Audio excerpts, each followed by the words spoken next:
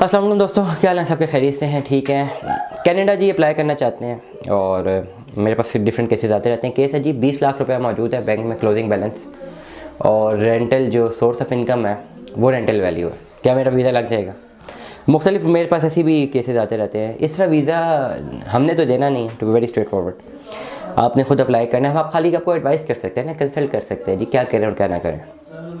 अगर आपका ये एटीट्यूड रहेगा कि जी आप समझते हैं कि बस 20-22 लाख रुपए मौजूद है क्लोजिंग बैलेंस, आपकी एक सोर्स ऑफ इनकम लगी हुई है, फ़ौरन आपका वीज़ा लग जाएगा, तो आप अपनी कोशिश करके देख लीजिए वीज़ा आपका बआसानी और बड़ी इजीली रिजेक्ट हो जाएगा। दोबारा फिर अप्लाई भी शायद ना कर सकें। ये रियलिटीज़ हैं। देखें कनाडा अगर आपने जाना है, कनाडा पाकिस्तान के लिए ना कोई ख़ास कोई वर्क परमिट वगैरह तो मिलता नहीं है वहाँ पे आपको। जो मैंने बताया हुआ है कि जी आपने कनाडा अप्लाई करना है तो स्टूडेंट वीज़ा पे कैसे जाना है या overall labour market impact analysis क्या है वो एक अलग स्टोरी है। ज़्यादातर लोग जो है वो विजिट वीज़ा पे जाते हैं और फिर वहाँ पे जाके ना कोई काम देना ढूंढ लेते हैं और वर्क में कन्वर्ट करवाते हैं। बात की कहानी है। प्रॉब्लम क्या है शुरू में कि जी आपने अप्लाई करना है विजिट वीज़ा। विजिट वीज़ा में दो चीज़ें, एक तो फॉर्म प्रॉपरली फिल करना है, दूसरी बैंक स्टेटमेंट है। फॉर्म फिल करके लिखना है कि भाई मेरी मंथली इनकम इतनी है, मंथली मेरा एक्सपेंस इतना है, इतनी मेरी सेविंग है, ये सेविंग मेरे पास मौजूद है और इतने पैसे मैं लगा रहा हूँ कनाडा जाने के लिए। 6 दिन रहूँगा या 10 दिन रहूँगा, इतने एक्सपेंसेस है मेरा। ओवरऑल जो है मल्टीपल एंट्री वीज़ा होता है, 6 महीने का मिल जाता है आपको। ओवरऑल आप जो है ये कहते हैं कि मेरा ये तरीका कार है, भाई मेरे पास इतने पैसे हैं, मैंने इतने पैसे लगाने। अब सिर्फ ये कहने की हद तक नहीं है, फॉर्म फिल करने की हद तक नहीं है। जो आप फॉर्म फिल कर रहे हैं वो एग्जैक्टली रेप्लिकेट होना चाहिए आपकी बैंक स्टेटमेंट के साथ। अगर आपके अकाउंट में क्लोजिंग बैलेंस 20 लाख रुपए पड़ा हुआ है और आपकी अनयूजुअल बैंक ट्रांजैक्शन है, मतलब ये एक महीने में 2 लाख आया, फिर 3 लाख निकल गया, फिर 4 लाख आया, 50,000 निकल गया, फिर 5 लाख आया, 6 लाख निकल गया, और आपने शो किया हुआ है कि जी मेरी जो इनका सोर्स ऑफ इनकम है वो एक रेंटल वैल्यू जो महीने में मुझे लाख रुपए आता है, तो जो देखने वाला है वो साथ ही देख लेगा कि लाख रुपए आपकी जो है वो रेंटल वैल्यू या इनकम है सोर्स ऑफ, तो लाख रुपए इंटर होना चाहिए। 6-6 लाख रुपए कहाँ से इंटर हो रहा है? और अगर लाख रुपए आपकी मंथली रेंट आ रहा है तो फिर आप लगा क्या रहे हैं?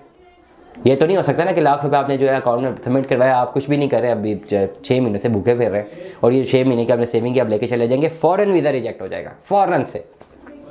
याद रखिएगा, अपने अपने ट्रांसफ़र या वीज़ा अफसर को समझाना है कि भाई मैं यहाँ पे एक अच्छा खासा बिजनेस रन कर रहा हूँ या मेरे पास एक अच्छी जॉब है, मेरे अच्छे खासे पैसे बन रहे हैं और मैं यहाँ पे सेटल्ड हूँ, मुझे कोई ज़रूरत नहीं है तुम्हारे मुल्क में जाके दाएँ बाएँ होने की। मैं खाली विजिट करने जा रहा हूँ, फ़लाना इवेंट है, इवेंट के लिए जा रहा हूँ, या फ़लाने जो है मैं घूमने के लिए जा रहा हूँ, मुझे टूरिज़्म का शौक है, मेरी ट्रैवल हिस्ट्री है भाई, ये देखें मेरे पास इतने, मैंने इतनी जगहों पर ट्रैवल किया हुआ है, तो मैं इसलिए जा रहा हूँ भाई।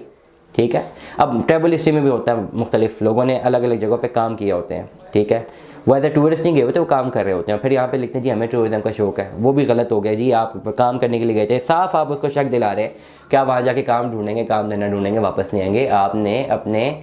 आपने इस पर्टिकुलर फॉर्म से अगले को समझाना है कि भाई नहीं मैंने वापस आना है। वो बैंक स्टेटमेंट उसी तरह जस्टिफाई होने चाहिए। कनाडा का वीज़ा अप्लाई करना है, अभी से अपने चीज़ों को स्ट्रेट फॉरवर्ड कर लें। अगर तो आपकी नौकरी है ना, 8-10 लाख रुपए आपको महीना मिल रहा है और 3-4 लाख एक्सपेंस हो रहे हैं और कोई सोर्स ऑफ इनकम नहीं है, और फिर तो बड़ा आसानी से वीज़ा लग जाएगा। अगर आपके पास 8-10 लाख रुपए महीना की नौकरी है, सिंपल से पता लग जाएगा जी सोर्स ऑफ इनकम 10 लाख रुपए सैलरी है, 4 लाख महीना एक्सपेंस है, हर महीने 6 लाख रुपए सेव हो रहा है, सोर्स ऑफ इनकम जस्टिफाइड और कहीं से पैसे आ नहीं रहे, डेट्स इट, वीज़ा लग गया।